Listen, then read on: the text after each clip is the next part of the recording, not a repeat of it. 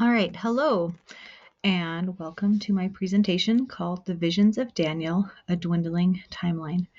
My name is Melissa Lemon, and I've been studying Daniel for a few years. It is my favorite book in the Old Testament to study in relation to the prophecies of the last days because it's only 12 chapters long. So, little hint there about my short attention span. So I'll try to keep this video as short as possible. I believe Daniel's visions are a dwindling timeline. What does that mean exactly? Well, each vision has the same end point. The end of the world as we know it and the second coming of our Lord and Savior Jesus Christ. However, each vision has a different starting point throughout history, each one getting closer and closer to our day. And so, I believe the book of Daniel is probably one of the best guides we have to understanding exactly where we are in the history of the world in relation to the events of the second coming. So, a little backstory from Daniel chapter 2. King Nebuchadnezzar is the new king. He's conquered Jerusalem. He was the king of Babylon, and he's conquered this new city, and he has all these new helpers, and Daniel is one of them. And Nebuchadnezzar has a dream, and he's just beside himself to know what this dream means. So he calls together all of his wise men and magicians and astrologers and everybody and says, I need to know what this dream means. But first of all, you have to tell me what the dream was because I forgot. Is kind of how it goes. So, and none of them can tell him what the dream was because he's basically asking them to read his mind, which they can't do. And so he threatens to kill them, and they appeal to Daniel. I believe they appeal to Daniel. And Daniel doesn't stress about this. He says, well, I'll just go ask God, and God can give me the answer. And so, which is such a huge lesson for us, you guys, to have that faith. We can literally go ask God for anything, and he will deliver. So Daniel asks God, and he's given Nebuchadnezzar's dream along with the interpretation, and then he goes to Nebuchadnezzar, and this is what he says, or this is what it says in Daniel chapter 2. Daniel answered in the presence of the king and said, the secret which the king hath demanded cannot the wise men, the astrologers, the magicians, the soothsayers shew unto the king. But there is a God in heaven that revealeth secrets, and maketh known to the king Nebuchadnezzar what shall be in the latter days. Thy dream and the visions of thy head upon thy bed are these. As for thee, O king, thy thoughts came into thy mind upon thy bed, what should come to pass hereafter? And he that revealeth secrets maketh known to thee what shall come to pass. But as for me, the secret is not revealed to me for any wisdom that I have more than any living, but for their sakes that shall make known the interpretation to the king, and that thou mightest know the thoughts of thy heart. I love this. This shows us just a beautiful glimpse of Daniel's character. He is not doing this for his own glory or because he thinks he knows more than everybody else. He's literally doing this to save these men's lives. And also, even though the king is the one who wants to kill them, and he's literally doing this for the king so that he can have the answer that he seeks. And that just shows me how much love must have been in this guy's heart. All right, here's the dream. Thou, O king, sawest and beheld a great image. This great image, whose brightness was excellent, stood before thee, and the form thereof was terrible. This image's head was of fine gold, his breast and his arms of silver, his belly and his thighs. Sorry, I'm having a hard time reading this because of its tilt. So let me start again from 32. This image's head was of fine gold, his breast and his arms of silver, his belly and his thighs of brass. I think I must have accidentally deleted that. His legs of iron, his feet of part iron and part of clay. Thou sawest till that a stone was cut out without hands, which smote the image upon his feet that were of iron and clay, and brake them to pieces. Then was the iron, the clay, the brass, the silver, and the gold broken to pieces together, and became like the chaff of the summer threshing floors. And the wind carried them away, that no place was found for them. And the stone that smote the image became a great mountain, and filled the whole earth. This is the dream. And just a little note there that this is a miracle. This dream was given to him from God, directly from God, because Daniel wanted to know what it was and wanted to help. I love that about this. Okay, throughout these things, I've got these certain things highlighted, and there's some I missed, obviously, but I wanted to highlight them because this is how I came to understand these dreams this way, is they're called word links. So if you can study scriptures study the word links in scriptures, you can learn a lot more than you could if you just read it. And so I have those kind of highlighted, and those are some fun things to look for throughout as I point them out throughout this video. And then a few I have highlighted, I'll reference to, that are just really fun to study. So just a little note there about what those are. So that's his dream. Famous dream. We all know the dream of Nebuchadnezzar, right? Maybe. And then he also gives the interpretation that was given to him by God. This is the dream, and we will tell the interpretation thereof before the king. Thou, O king, art a king of kings. For the God of heaven hath given thee a kingdom, power, and strength, and glory. And wheresoever the children of men dwell, the beasts of the field, and the fowls of the heaven, hath he given into thine hand, and hath made thee ruler over them all. Thou art this head of gold. So that's highlighted in gold. And after thee shall rise another kingdom inferior to thee. That's the silver. And another third kingdom of brass, which shall bear rule over all the earth. And the fourth kingdom shall be strong as iron, for as much as iron breaketh in pieces and subdueth all things, and as iron breaketh all these, shall it break in pieces and bruise. And whereas thou sawest the feet and toes, part of potter's clay and part of iron, the kingdom shall be divided, but there shall be in it of the strength of the iron. For as much as thou sawest the iron mixed with miry clay, and as the toes of the feet were part of iron and part of clay, so the kingdom shall be partly strong and partly broken. And whereas thou sawest iron mixed with miry clay, they shall mingle themselves. Okay. Anyway, I'm going to stop there because I'm actually not talking a whole lot about all of this. And there's so much meaning in these verses. I can't even begin to tell you. Maybe I'll make another video about it someday. But I have the word miry highlighted. That is just studying that word alone can help you understand this interpretation and what it means. And obviously, I forgot to highlight there potter's clay. That is hugely significant. So we know what the potter's clay is. But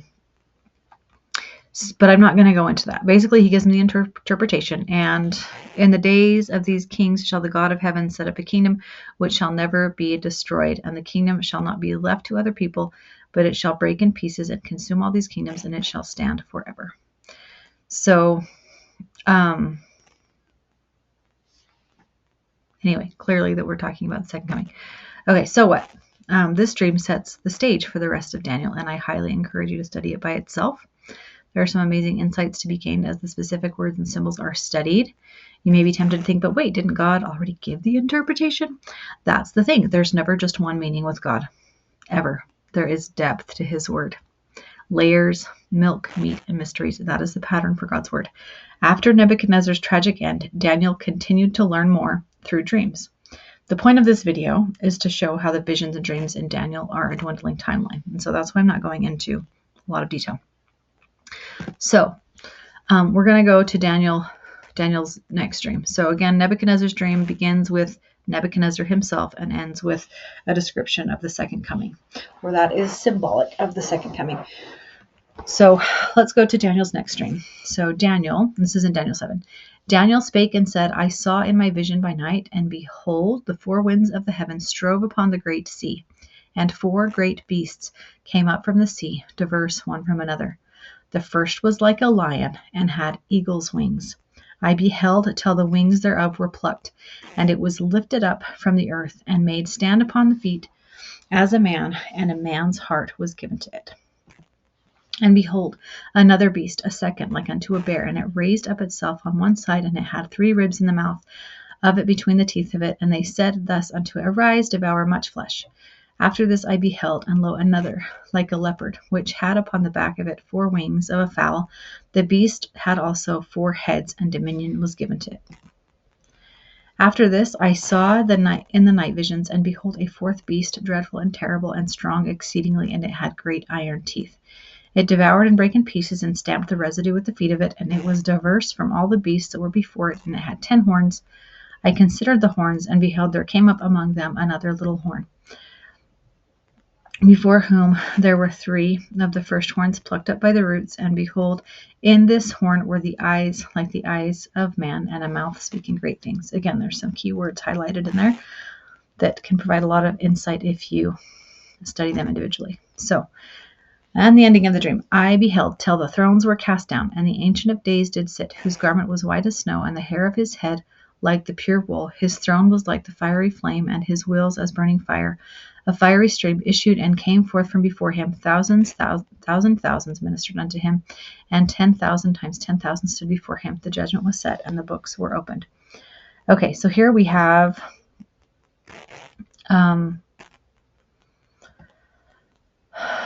this is basically a prelude to the second coming right here. And so we get just a little, another thing I love about Daniel's dreams is with each one, you're just giving a little more detail. So I believe what he's seeing here is the coming of John the Revelator before Christ comes, and he's seeing that little detail, which is kind of cool. And then he gets the interpretation. I, Daniel, was grieved in my spirit in the midst of my body, and the visions of my head troubled me. I came near unto one of them that stood by, and asked him the truth of all this. So he told me and made me know the interpretation of the things. And by the way, this person that he's talking to is an angelic being. These great beasts which are 4 kings which shall arise out of the earth, but the saints of the Most High shall take the kingdom and possess the kingdom forever and ever, even forever and ever. All right. So I'm actually not going to go into the interpretation. So what happens next is Daniel wants more information about the horns. And so he's given more information about the horns. Again, great lesson from Daniel. If you want to know more information, ask, and you will be given more information. So I just want to go back to the timeline, though. So we know where this dream ends, but where did it begin? So again, it began with that first beast, the eagle rising up out of the lion. Now, I don't know that I've ever heard anybody else give this interpretation before, but to me, it's pretty clear that that's talking about the American Revolution. So maybe in another video, I'll argue that someday, but for the purposes of this video, that's just what I'm saying. Okay. So that's a huge deal because Nebuchadnezzar conquered Jerusalem in 597 BC. So that's the starting of the first dream. The American Revolution spanned nearly 20 years, and it began in 1765 and ended in 1783.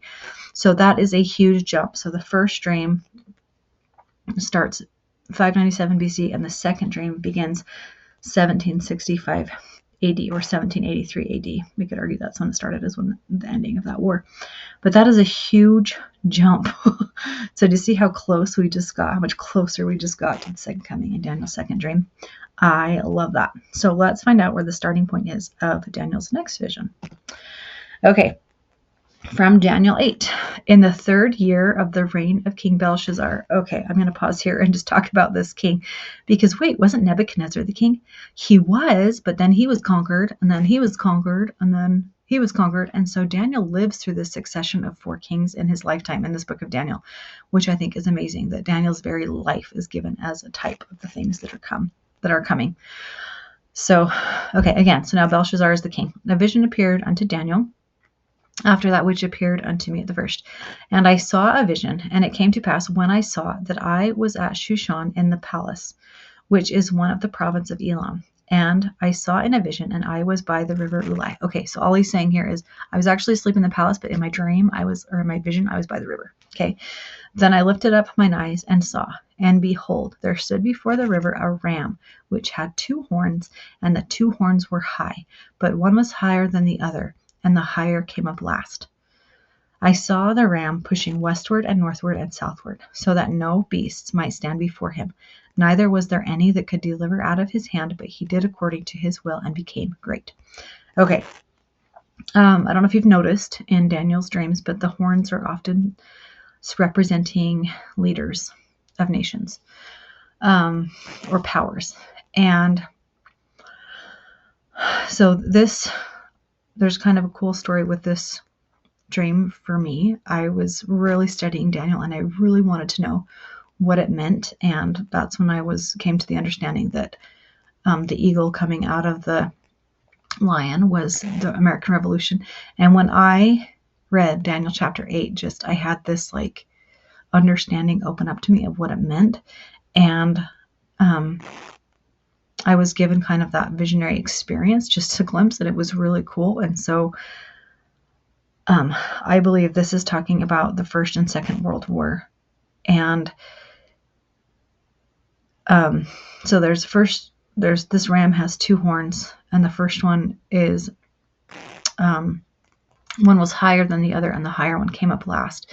And that is so notable because the Second World War was greater, and it also lasted longer than the First World War. And of course, it's pretty self-explanatory. I saw the ram pushing westward, northward, and southward. A lot of this was about conquering lands and peoples. And so that is what the stream means to me. And I'll continue. And as I was considering, behold, an he-goat came from the west on the face of the whole earth and touched not the ground. And the goat had a notable horn between his eyes. I believe he is seeing America. And specifically the horn, he's seeing POTUS, the office of the presidency of the United States of America. And he's seeing all kinds of things, touch not the ground. I think he's literally seeing planes. And he came to the ram that had two horns, which I had seen standing before the river, and ran unto them in the fury of his power. And I saw him come close unto the ram, and he was moved with choler against him, and smote the ram, and brake his two horns. And there was no power in the ram to stand before him, but he cast him down to the ground and stamped upon him, and there was none that could deliver the ram out of his hands. Just a little note there, the word choler means anger, wrath, irritation of the passions. That's from the 1828 Webster's Dictionary. And that word is such a huge key word because it is literally only found in all of Scripture twice, and both are in the book of Daniel. That word is so huge. And I believe that what Daniel's actually seeing here is, I think I talk about it in the next slide. Okay, so Daniel saw a very specific event in history, and the only word he could think to describe it was choler, a word not found anywhere else in the Bible except for Daniel chapter 11, a word associated with anger and even explosion of the bodily fluid bile internally. What is he seeing? I believe he is seeing the ending of World War II, the bombing of Hiroshima and Nagasaki with an atomic weapon. No wonder this dream disturbed him so much. This guy saw horrific things. He saw them in symbols, which was lucky for him. But they represented horrific things. And so I'm sure the visions that he saw, even though symbolic, were difficult to vision, to see. Okay, therefore the he-goat waxed very great. Remember, the he-goat is America. And when he was strong, the great horn was broken. And what is the horn again of America? It's the office of POTUS. And for it came up four notable ones toward the four winds of heaven. Okay, so here we have, in my humble opinion, a prophecy of basically the breaking of the presidency, that position. And something else coming up in its stead besides maybe elected presidents, maybe something else. So, and out of one of them came forth a little horn, which waxed exceeding great toward the south and toward the east and toward the pleasant land. And it waxed great even to the host of heaven. And it cast down some of the host of the stars to the ground and stamped upon them. Yea, he magnified himself even to the prince of the host. And by him the daily sacrifice was taken away, and the place of his sanctuary was cast down. And an host was given him against the daily sacrifice by reason of transgression. And it cast down the truth to the ground, and it practiced and prospered. Okay, so then I heard one saint speaking, and another saint said unto that certain saint which spake, How long shall be the vision concerning the daily sacrifice and the transgression of desolation, to give both the sanctuary and the host to be trodden under foot? And he said unto me, Unto 2,300 days, then shall the sanctuary be cleansed. Again, I'm not expounding on the scriptures, but I just want to point out that he's given even more detail in this dream, but he's seeing the same basic thing. And here's the interpretation. And it came to pass, when I, Daniel, had seen the vision and sought for the meaning, then behold, there stood before me as the appearance of a man. And again, this is another angelic being. And I heard a man's voice between the banks of Ulai, which called and said, Gabriel, make this man to understand the vision. So he came near where I stood. And when he came, I was afraid and fell upon my face. But he said unto me, Understand, O son of man, for at the time of the end shall the vision be. Just like Nebuchadnezzar was told, his dream would happen, the end would be in the latter days. Daniel's being told this is happening at the end. So now as he was speaking with me, I was in a deep sleep on my face toward the ground, but he touched me and set me upright, and he said, Behold, I will make thee know what shall be in the last end of the indignation, for at the time appointed shall the end be. The ram which thou sawest having 2 horns are the kings of Media and Persia, and the rough goat is the king of Gracia, and the great horn that is between his eyes is the first king. Now that being broken, whereas 4 stood up for it, 4 kingdoms shall stand up out of the nation, but not in his power. And in the latter time of their kingdom, when the transgressors are come to the full, a king of fierce countenance and understanding dark sentences shall stand up, and his power shall be mighty, but not by his own power. And he shall destroy wonderfully, and shall prosper and practice, and shall destroy the mighty and the holy people. And through his policy also he shall cause craft to prosper in his hand, and he shall magnify himself in his heart, and by peace shall destroy many. He shall also stand up against the prince of princes, but he shall be broken without hand. And the vision of, I should have highlighted that, broken without hand. That's clearly a reference to the stone cut out of the mountain without hand. And the vision of the evening and the morning which was told is true. Wherefore shut thou up the vision, for it shall be for many days. And I, Daniel, fainted and was sick certain days. Afterward I rose up and did the king's business, and I was astonished at the vision, but none understood it. Okay. Can you imagine how troublesome this would have been for Daniel? He went through this for us, you guys. He went through his life experiences of being conquered and having to work for enemy kings and having these visions for us so that we could understand what was happening in our day. And I'm so grateful for that.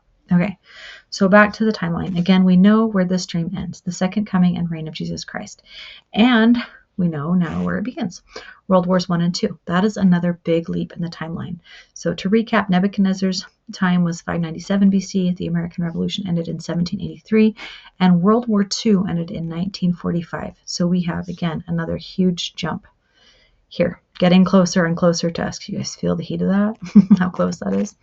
All right, how close do you think we might be to the second coming if Daniel's visions are a dwindling timeline? I think pretty darn.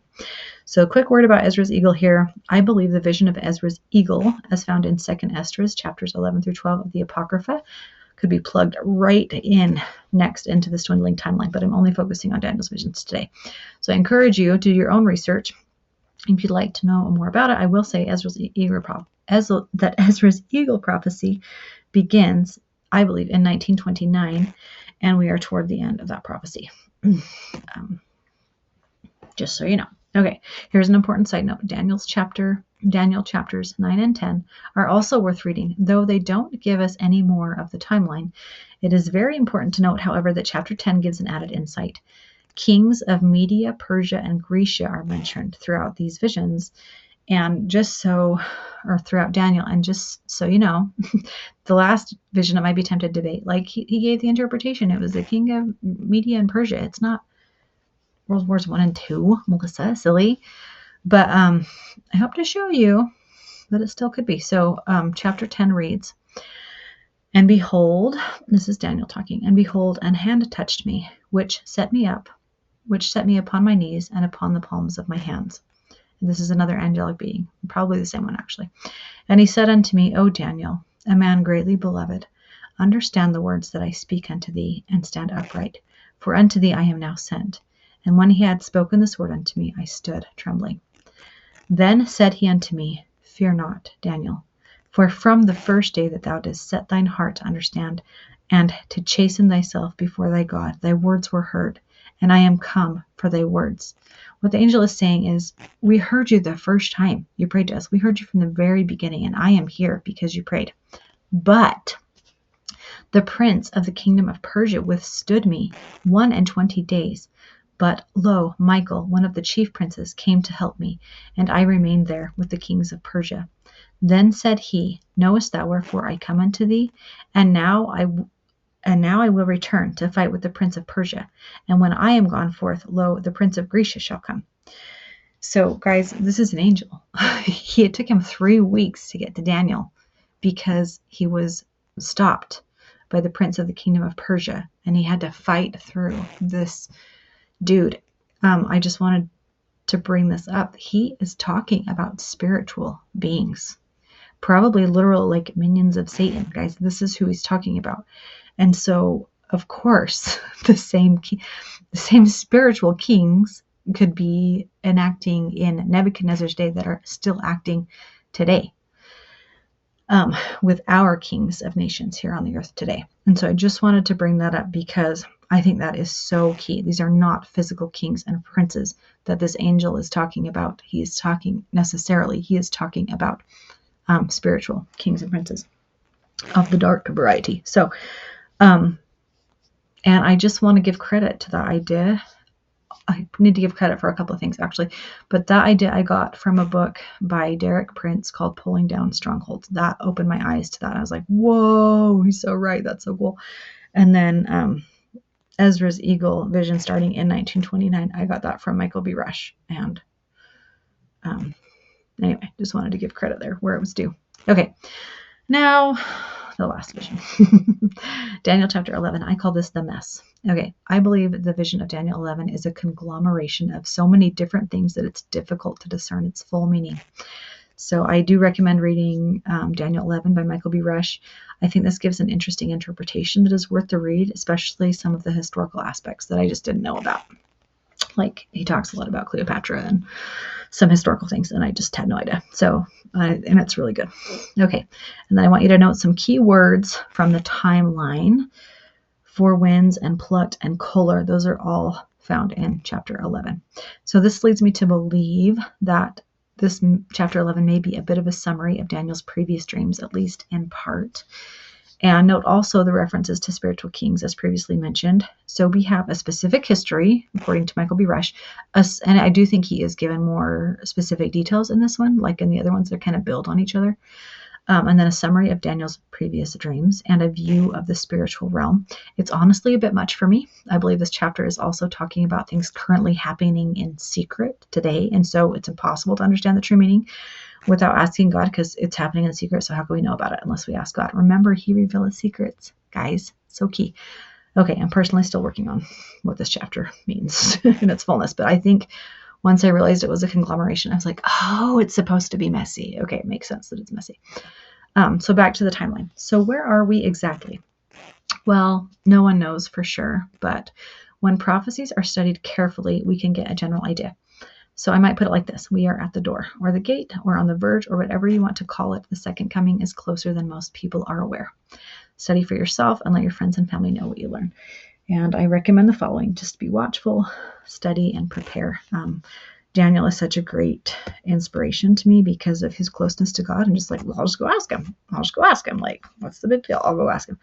And that's where we need to be if we're going to survive these times that are coming. Just being so close to our Creator. And in conclusion, I just want to read this last scripture. Then there came again and touched me one like the appearance of man, and he strengthened me and said, "O Daniel," and I encourage you to insert your name there, "greatly beloved, fear not. Peace be unto thee. Be strong. Yea, be strong." The intention of this video is not to cause any panic or alarm, but just to give fresh idea and courage. Like, take courage and be strong, and remember that you're loved just as Daniel was loved, and God is going to answer you just like he answered Daniel. And that's my presentation today, and thank you for watching.